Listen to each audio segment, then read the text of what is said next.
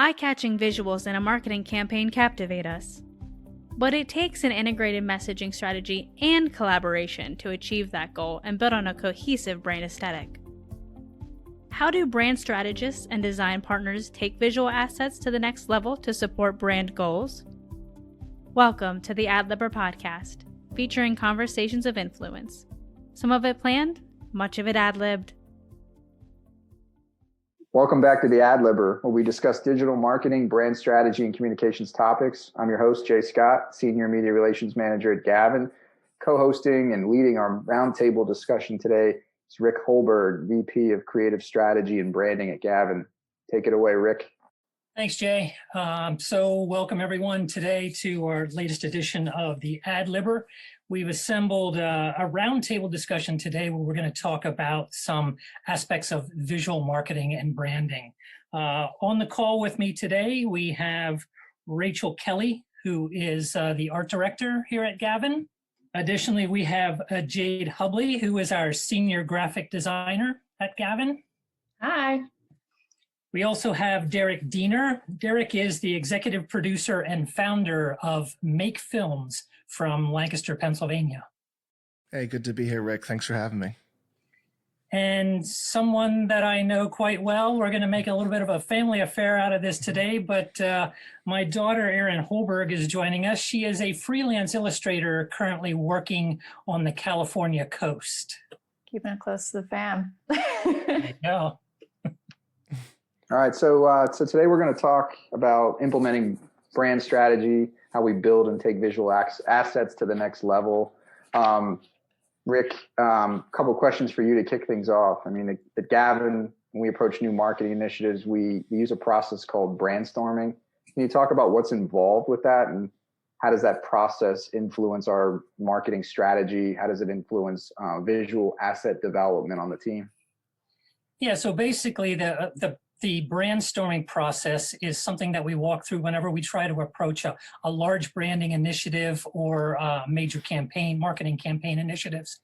And basically what we do is we delve really deeply with the client into three different aspects. We gather for about 2 hours in a room with the key stakeholders from the client. And the first thing we talk about is their audience. We need to understand who they're trying to talk to. We'll even get to the point where we start to break that audience down into segments or personas so that we can really figure out what messages are going to work best for those audiences.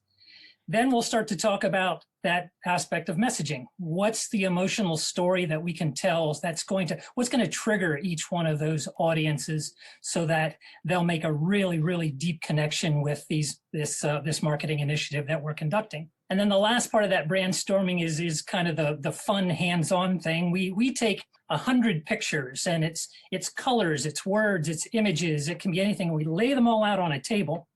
And we ask everyone in the room to just kind of circulate the table and pull images that visually relate to that brand. And as they pull those images, we'll note what the aspects are that are important about that. And then we put them on a board, start building basically a physical mood board from all these assets. And that becomes the core foundation for the visual approach. So we've got audiences, we've got messaging strategy, initial development, and a foundation for visual asset development. Works out great for laying the foundation for branding. So if we're going to then talk about, creating a marketing campaign, we have to create some visual assets from this process. But before we can do that, right, we need to create a messaging approach, campaign themes, keywords, tagline development, et cetera. Where does that begin, and how involved is the design team in that process with clients? Yeah, it's interesting, Jay. There's I don't know if you've ever seen the documentary film called Art and Copy. It's from 2009. Starts off with some statistics, which are a little antiquated now, but basically it talks about the original days of advertising. And in the original agencies back in the 60s, 70s, there was actually a floor in the building that the artists were on, and then there was a floor beneath them where the copywriters were on. It was like, ne'er the twain shall meet. Well, we take a totally different approach to that now. We'd like to get a very integrated approach as we're developing messaging.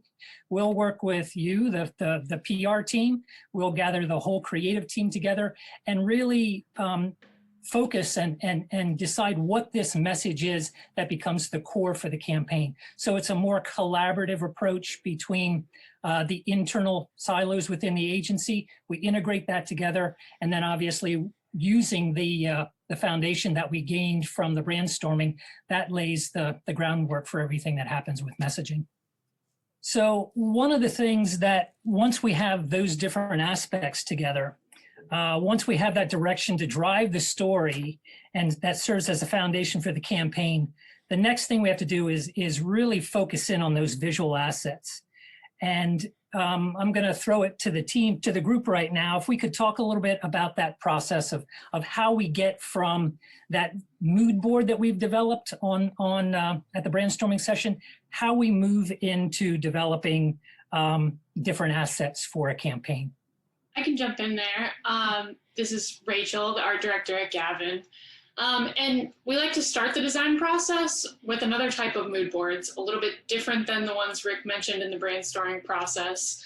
But these are essentially similar collages that can contain styles of typography, color, layout, photography, maybe illustrations, any of these visual components. But these are focused from the messaging we've honed in on from the brainstorming meeting. And we organize these into boards that we can use as a base to have more of a visual conversation with the client, so that ultimately we can all agree on an aesthetic language to move forward with for the rest of the design. And like Rick said, these can be super fun and effective way to have an engaging, collaborative conversation to get clients thinking about their project in a way that maybe they haven't considered yet.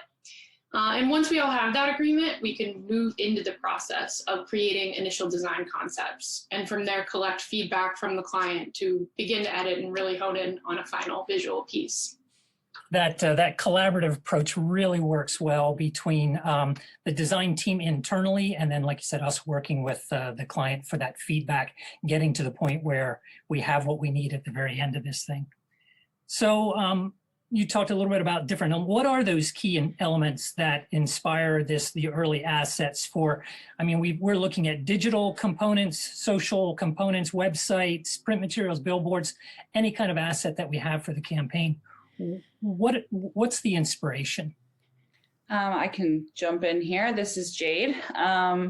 So I would say for me, the beginning part of this that's so important is just researching everything, researching the client, making sure that you're keeping them on brand, researching the client's competitors, making sure that you can find a way to get your message across where people can tell what they're looking at, but it stands out from the other people that are doing the same thing. And I would say establishing the brand standards is super important, figuring out the fonts and the colors and if we're going to have illustrative elements, if we're going to have stylized photography, making sure that all that stuff aligns across so many different platforms.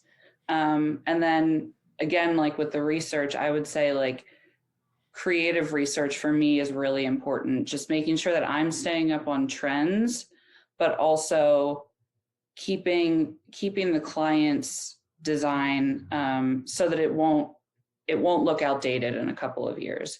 You want to make sure that you have that sort of like classic design, but mix it in a little bit with the newer design trends that are going on. Thanks, Jade. So you mentioned the idea of video, illustration, animation, things like that. So that's why we brought Derek and Aaron in today. Derek, how do you determine when is the right time to use video or animation, and how does it complement a brand's goals? Yeah, it's a great question. I think for us as a video agency, when we focus 100% on video content here.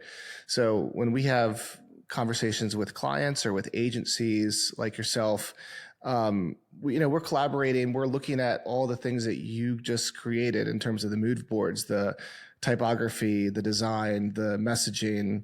And, we say, hey, listen, we can use these things as inspiration and to produce great content that can further all the things you're doing, and really establish this look and feel that takes the brand further and takes this whole campaign further. So by the time we're having conversations with clients and brands, they're already saying, hey, we want to do video. And then we say, I'd say 95% of the time, maybe not even that high, 90% of the time we say, we agree, we think it's a good time for your evolution of your content to kind of take you to this next place with it. So to us, it's about connecting to the visuals that it's great when you have like those mood boards and storyboards. We can react to that. We can say, hey, listen, this is great. I think because of the vibrancy and because of the tones that are coming through, we're going to shoot everything a certain way based on that. And the story is going to be around this or that, just because of the reactions of all the work that you've done already. We come in just like and plug in and really are able to take what you've already done and kind of elevate it to that next kind of original assets development. So I think when brands are go through the process, that's the tough thing. Sometimes brands come to us directly and we're like, well, you have a lot of work to do before we can even start having this conversation. When we work through an agency, it's great because it allows us to really plug into the vision that you've set up. We can of course help along the way with all these things and help creative and help drive story, but it's super helpful when we are having these conversations about kind of taking things to this next level as opposed to thinking through all the things that you guys just talked about. Right. So another aspect of that, I'm going to toss this one to Aaron. I mean, as an illustrator, how can, if a client so chooses, how could a custom hand-rendered illustration, how can that create like a really unique, one-of-a-kind differentiation for a client and for their message? So that's basically going to sort of what Derek was saying about how at this point, hopefully a client has more of an idea as to what kind of visual message they want to send or what they want to communicate with their audience. And typically when it comes to something along the lines of a hand-drawn illustration, it's going to be a very specific feel. Obviously now with the sort of the blurred line between hand-drawn being done on like a digital tablet and the availability of that's an awesome tool as well. I personally am speaking more towards like an actual pen or pencil and paper kind of illustration, and that matches perfectly with a lot of like a more organic centric business. So either something along the lines of a farm to table restaurant or a farmer's market, that sort of brand is going to be looking for those very nuanced and unique details that pop up in a hand-drawn illustration. But usually, I mean, obviously a client will have that in mind when they're looking for a design or an illustration or an artist to work with in general. So they'll pretty much have those ideas ready to go.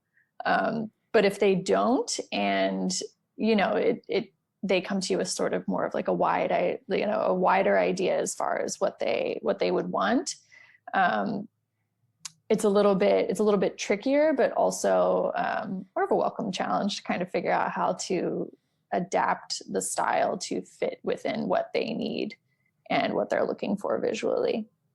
Yeah, thanks. That's terrific. I mean, I love the idea of being able to bring something unique that is a very prime differentiator to a client, so that a style that you or an illustrator would create specifically for a campaign is so memorable, so unique, and such a differentiator that it really makes an impact in the marketplace. So one of the things that everyone has mentioned is that is this idea of cohesion across everything that we do. And of course, we understand that as brand strategists, that brands have to be consistent and cohesive from everything that they do. So that brings up the point of how do we work with internal and external teams to make sure that that everything that we do does fit that brand, whether it's the client objectives, whether it's for digital materials or a new website or new content or a specific marketing campaign. That idea of internal and external teams. what can we do? What's required for success when we're working together? I think like we've been talking about, a commitment to find those messages, and like Jade mentioned, having a clear set of standards laid out and having visuals that can be shared amongst the different players, external and internal, that make it clear the messaging primarily, both visual and content-wise, what's trying to be conveyed here.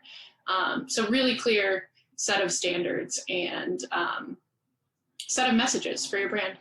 The second foundational piece is that everybody involved in the process has to have a clear understanding that it's not about them, it's about the brand, and it's not about their ideas or my ideas. It's about the collective idea that makes this work for the brand. And there's a creative trust process that I think we get better at every time you work together with another creative team in some capacity, that grows and understanding of how each other works. But I just have worked on a lot of great teams and a lot of challenging teams. And I think the ones that are great we all kind of put our ego at the door and say, we're not here for us, we're here for the brand. How do we make it better? And obviously better is so subjective, but how do we come together and have it on target for what they're trying to do? And then for us with the specific content, how does this content create that connection from the brand to their target audience? That's the most important thing for me and for us. If we're on brand, but it misses that connection to the target, then what does it matter? What does it matter? But essentially, I really believe that that putting your own pride down a bit and true collaboration where you're challenging each other, but also listening at the same time is super important. Yeah, absolutely. That's a great point, because it really is all about that ultimately achieving the best possible outcome for the brand. So anybody want to toss out some ideas about what are some of those biggest challenges that how do we maintain that synergy? Yeah, so I think one of the biggest challenges, like Derek was saying, is thinking through a lens of personal preference rather than the lens of the audience, of the consumer. And it's really about getting back into what the audience, who they are and what they want to see and what will resonate with them, and not necessarily the client or the designer. I think one of the other aspects that's really important for everyone to remember is that this does take time. There's a lot of creative energy that has to be invested from both sides of the team, working between the team and the client themselves. Quite often we see these fantastic outcomes, and it has to be understood that the client has to be willing to invest the time and their own energies into creating a product that's going to really differentiate them in the marketplace. So time is a huge factor in this as well. So let's talk a little bit about the idea of Jade mentioned it earlier, kind of that classic design feel. So traditional design, traditional branding standards versus what are some of the new modern alternatives that we've come up with. From an actual graphic design standpoint, Jade or Rach, you want to jump in and talk a little bit about that dichotomy between tradition and the modern world? So recently I've seen a number of 3D artists selling completely virtual artwork and virtual furniture for quite surprising price tags. And, with 2020 behind us, these intricate and immersive virtual spaces are really growing. So, that's something that a lot of brands wouldn't have considered as something they would put into their entire, their standards, or what is a virtual space going to look like for them. But, on a smaller scale, it doesn't have to be pricey virtual furniture. This is an opportunity for brand websites to become their own little immersive experience, with animations and interactivity to engage users. Something as small as maybe a custom mouse pointer on your site. There's lots of possibilities out there to bring the new trends out there and what's happening in this new virtual experience into the more traditional brandscape. Yeah, and I would say sort of on a more traditional scale when you're talking about design, when you think about like all of the fonts that are available to us now and how they can be so specific, and you like making sure that you are branding a company, it's so important to me to make sure that they're going to stand the test of time. The one company that really comes to mind for me as far as trends right now is Burger King just did a rebrand. And when I saw it, I was actually really, really surprised because I felt like it was so specific to right now. And I really like the design, but I'm just not sure that it's going to be able to hold up for the next 5 or 10 years. And thinking through it on a content side, it's like the world is your oyster when it comes to content. I mean, you can spend every moment of every day creating content specific, platform specific content for your brand, for each particular thing that's trending right now or who's big, and kind of helping take away some of the white noise and saying what is best right now to be using, and the combination of strategy and speed, getting things out on a regular basis, but also getting bigger productions out that mean more and that matter more. But it's like this. You can get really caught up in the trends and what's really big, but I think ultimately creating content that connects to your audience simplifies everything. And where's that audience living, and how can you customize it a bit for that audience where they're living? But it's what you're both were talking about with design. I think is the same way. It's exciting with content too, but it's also a little bit like, holy crap! Like you could go so many directions, and there's so many opportunities. And even bringing someone like Erin in, she's doing a drawing and then bringing that kind of to life animation wise, or even putting that through, kind of real life content. There's so many interesting ways of working together and collaborating now with designers and with illustrators and things in the content world. So as creatives, how can we kind of step out of that and how can we take risks, step out of our shell and take risks? I think it can come through, welcoming collaboration.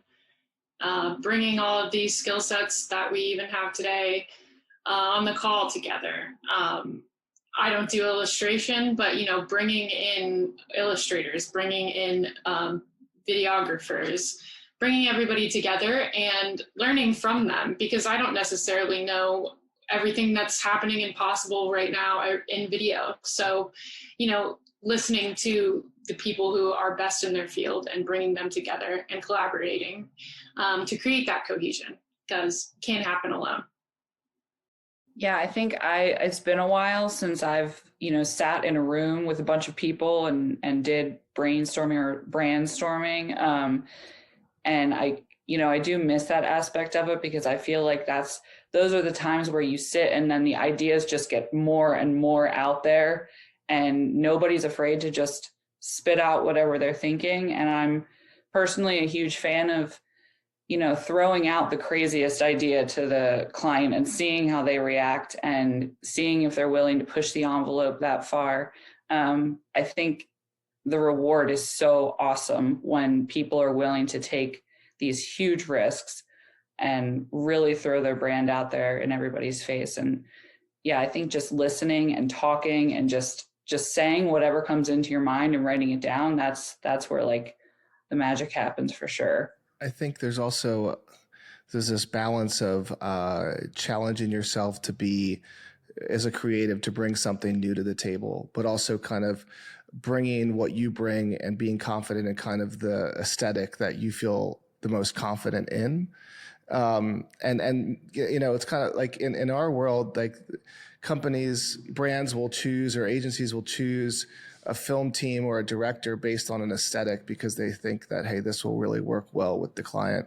I feel like, creatives, you can be challenged in different ways, and there are ways to grow that and be a certain way. Like the way that I direct versus some others here at Make is very different. The way that we kind of visualize things and the way that it comes on screen, so understanding like when you're building a brand story or building those things out, it's like you are kind of getting a certain creative or artist with it.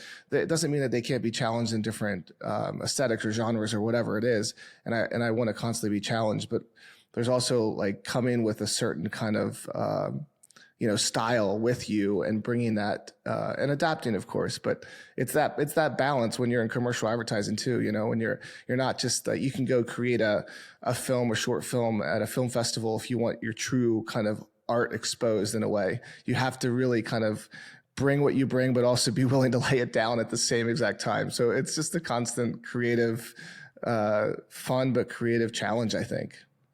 I don't know. Does that make sense what I just said? I think it does, right?